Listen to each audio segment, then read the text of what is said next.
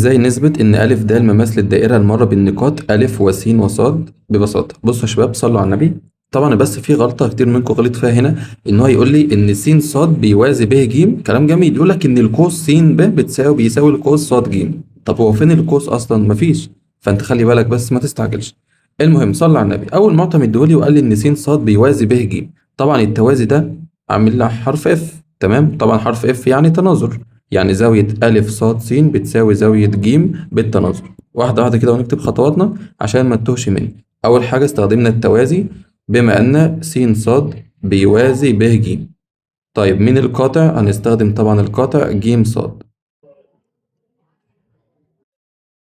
قاطع لهما.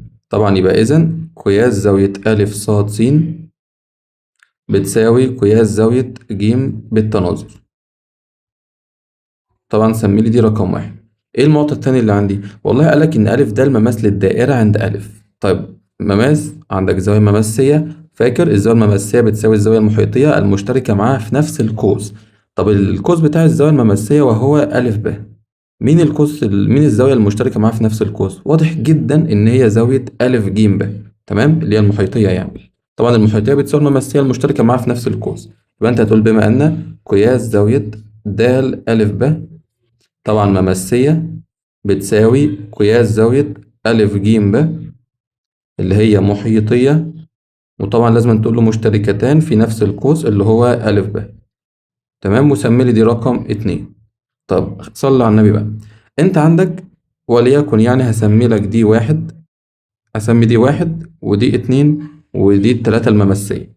فانت قلت في البداية من التوازي ان واحد بيساوي اتنين، واستنتجت ان الزاوية المماسية بتساوي المحيطية عشان هما مشتركتان في نفس القوس، يعني تلاتة بتساوي اتنين. يعني تاني واحد بتساوي اتنين وتلاتة بتساوي اتنين، تستنتج ايه؟ تستنتج ان تلاتة بتساوي واحد، وبس كده.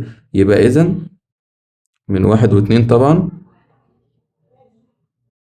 يبقى اذا قياس زاوية د أ س، طبعا قلنا بقى س عشان هتبقى الدائرة مرة بالرؤوس أ وس وص، عادي لو قلت ده الألف ب مش مشكلة يعني، هتساوي قياس زاوية أ ص س.